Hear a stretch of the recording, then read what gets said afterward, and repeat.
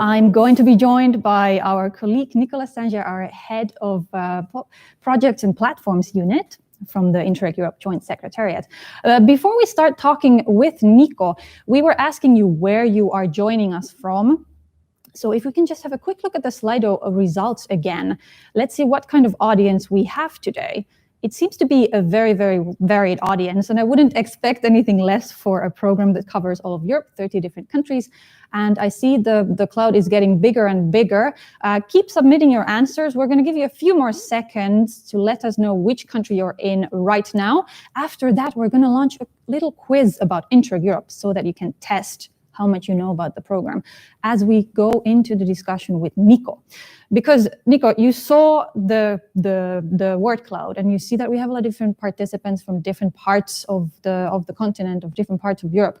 To those who might be less familiar with Interreg Europe, how would you summarize the program in a nutshell, very briefly? Thank you, Mia. Good morning also to all from my side. I'm very happy to see so many participants today, including some people that may not be so familiar with Interreg Europe. So indeed, it's an opportunity to summarize as much as I can what Interreg Europe is about. Well, I would say that this program helps local and regional authorities in Europe to find new solutions to solve the challenges they are facing in their territories. And this, of course, in the 4 thematic areas the program is covering, meaning research and innovation, SME competitiveness, low carbon economy, and environment and resource efficiency. And to do so, the program supports exchange of experience, identification, transfer of practices through 2 main actions. The first one is well known. It's a case in any Interreg program. It's the projects. But we do that also through a more innovative initiative, which is called the Policy Learning Platform, and which is still open to all regions in Europe. I can tell you why this program is very unique, if you want. Perhaps I would mention 2 small things. It's unique because of its geographical coverage. It's the only Interreg program that covers all EU regions and all member states. And the program fosters very much the exchange between regions of different level of developments, lagging behind regions, working with more advanced regions.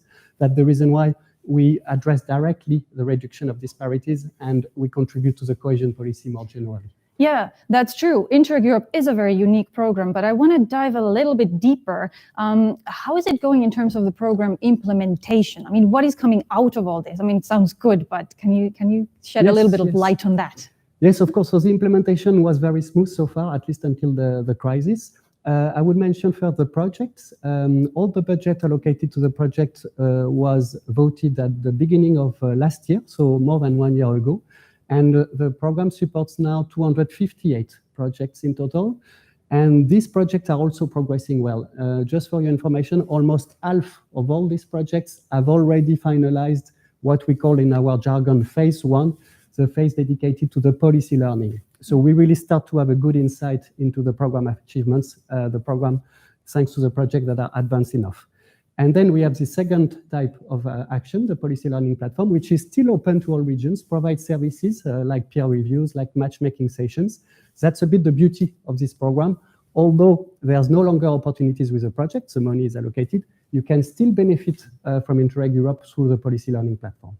So activities are in full speed, a lot of things are going on, still ways to get involved. Can you say something about the results? I can always say something about the results. I think this is what we are the most proud of, if I can say so.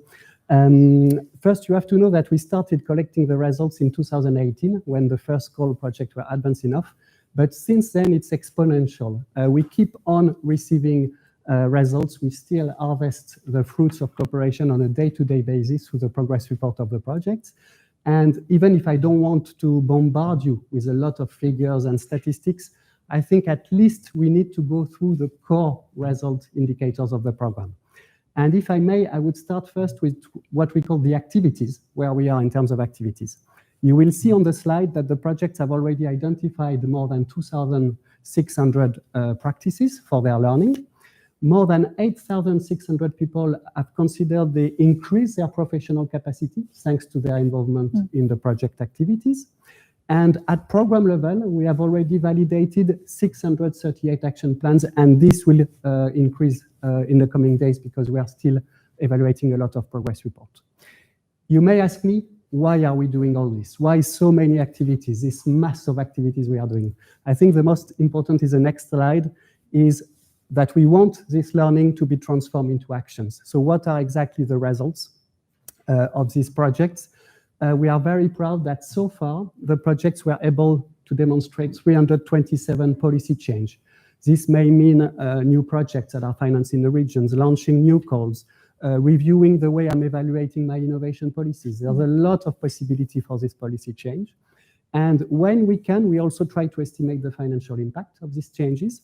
And you will see on the slide that we already reach more than 500 million euro of local, regional, national funding that has been allocated to financing these new ideas in the region. This is, I think, the best example of the leverage effect of this program. It has already exceeded our own budget for the whole Interreg Europe.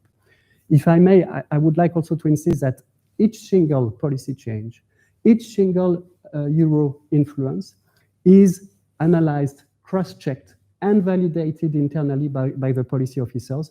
In other words, you should take these figures really seriously. It's not taken for granted by the project. For projects, we are really asking them to justify each single results. In any case, what I'm saying may be very abstract. What is a policy change? All these figures. What I would advise our participants is simply to look at the program website, and more particularly to the section on the project results. There you will be able to find a lot of illustrations, examples, videos on what kind of benefits interregional cooperation can bring.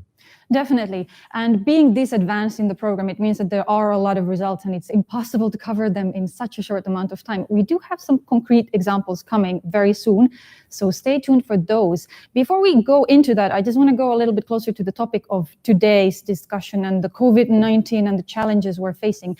Nico, can you let us know maybe what the program is doing? How have we felt the impact and what are we doing about the current crisis?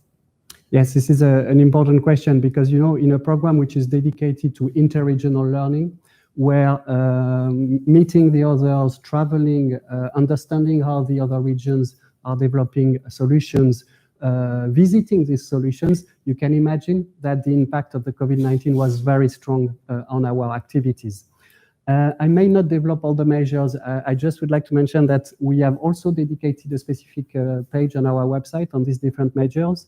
What I would just mention is that we have encouraged our community to exchange even more on practices that are relevant in times of crisis.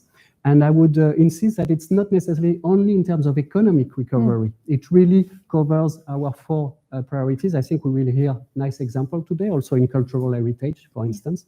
So we have encouraged these projects to exchange even more on this. The second element I will mention, but it's more for the day-to-day implementation of projects, is that tomorrow with our member states during the monitoring committee, we will discuss further measures in order to help our projects. So very soon we hope to be able to exchange these new measures with our lead partners to get their opinion, whether they are useful or not, and maybe also to give them the floor to see if they have any other ideas on the way the program can help in this difficult period.